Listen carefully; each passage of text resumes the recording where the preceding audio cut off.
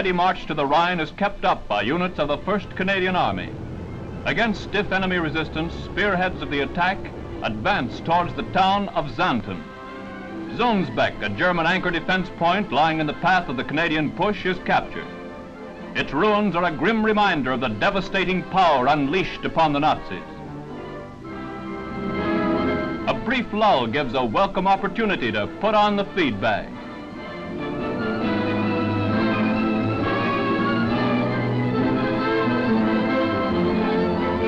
Even the old dogs get a break.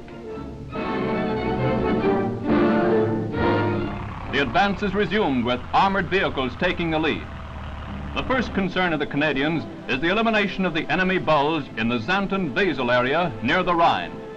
This is the follow-up of the bitter fighting which took place in the Hochwald forest. The muddy terrain does not slow down the advance.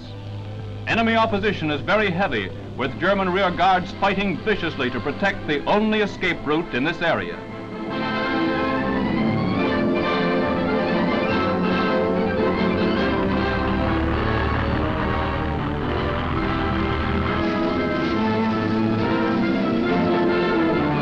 Xanten, the key point of the German escape route west of the Rhine, falls.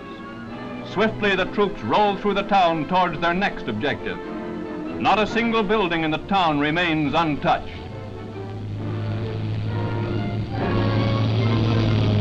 The onslaught upon Xanten is a foretaste of the future for Hitler's Herrenvolk. The last great obstacle is reached, the slender winding strip of water that is the Rhine.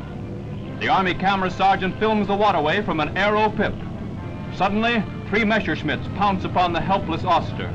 Machine gun bullets find their mark in the back of the cameraman. History is recorded even to his last breath.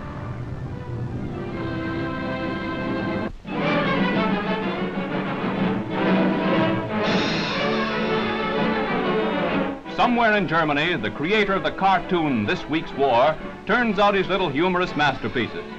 Sergeant Lou Weeks of the Canadian Film and Photo Unit is the artist behind these Army portrayals. His drawing board, a former German map case, Sergeant Weeks polishes off one of his cartoons in the short space of 20 minutes. His brainchild has been a regular feature of the Army newspaper Maple Leaf.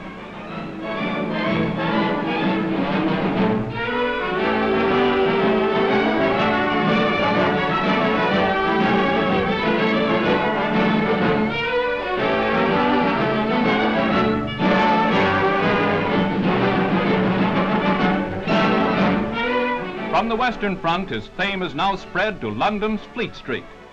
Arrangements have been made for his cartoons to appear weekly in one of London's largest newspapers, the Sunday Graphic.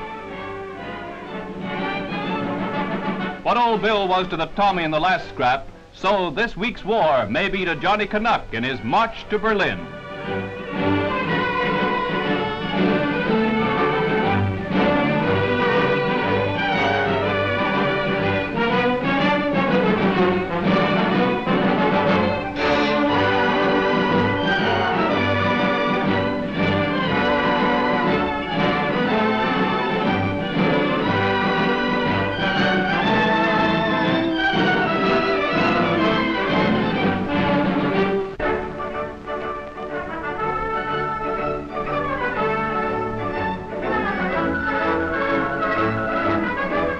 For those members of the CWAC in England who have marital ambitions, a solution has been found for wedding clothes rationing. An anonymous Canadian has forwarded a beautiful wedding dress for their exclusive use. Its arrival is met with delight.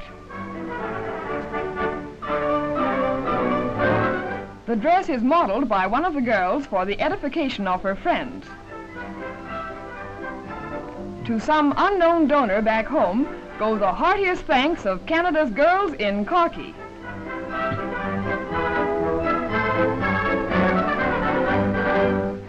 During lulls in the Italian fighting, Canadians of the 8th Army spend their time making souvenirs.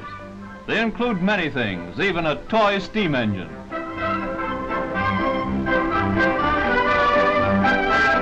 Rings are a very popular type of handicraft for the boys to send home. All the articles are made from scraps of metal and leather and wood.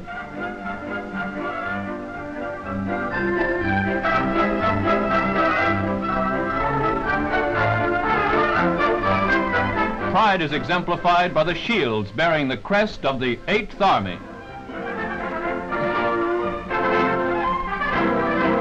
Much-needed tires for military vehicles are being turned off Canadian assembly lines at a rate unheard of a few months ago. The Minister of Munitions, Mr. C.D. Howe, has informed the tire industry that the United Nations supply of tires is critical. To combat this lack of vital military supply, Canadian tire workers have pledged to redouble their efforts. They intend to turn out some 60,000 extra tires within the next 3 months.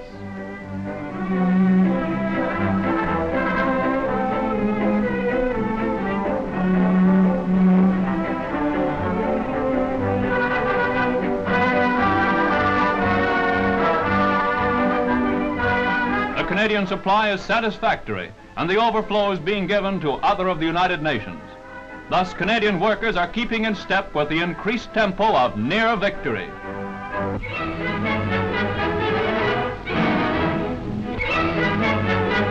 The first ski race of 1945 is held in the snow-clad mountains of the Laurentians in Quebec. The devotees of skiing gather at Mont Gabriel to test their skill on one of the toughest slalom courses in Canada.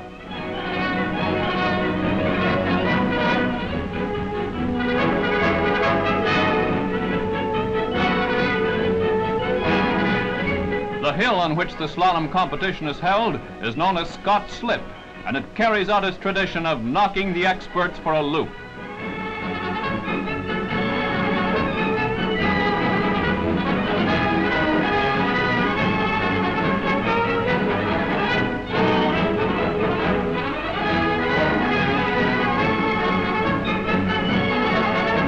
Altogether, 67 skiers take part in the meet. The final winner is Fernand Lessard of Saint-Sauveur. Félicitations!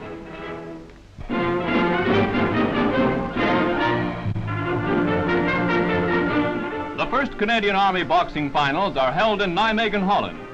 The welterweight bout finds Corporal Samuels matching blows with Sapper O'Brien. The action is fast, with O'Brien forcing the pace. The scrappiest fight of the evening finds O'Brien the winner. The middleweight bout brings Sergeant Nyberg and driver Fletcher together. From the opening bell, Nyberg drives in with solid punches. Fletcher goes to the canvas for a brief count, but recovers and comes boring in. Nyberg rushes in for the kill and delivers the final KO in the waning seconds of the first round. A crowd of 2,000 packs the auditorium to see the finals.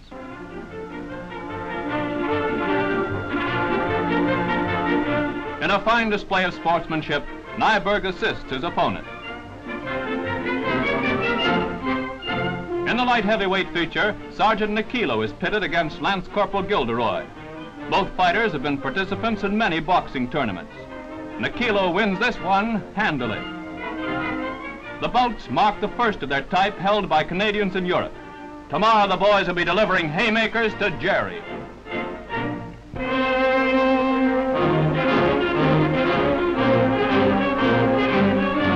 The security blackout has been lifted on the Army's latest weapon development.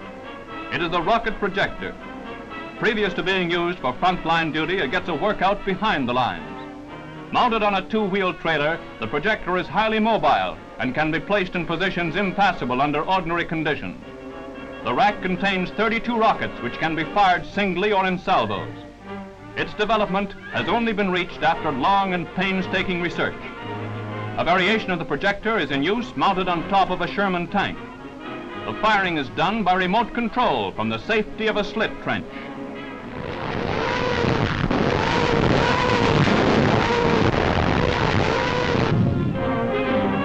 After a successful trial shoot, the rocket projectors are wheeled into forward areas to fulfill their role of medium artillery.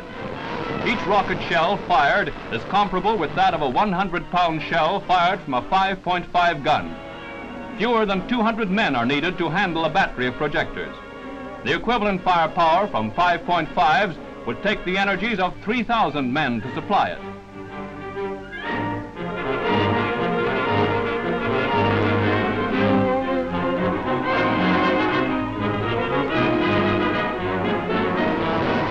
This deadly weapon is fast nailing down the lid of the Nazi coffin.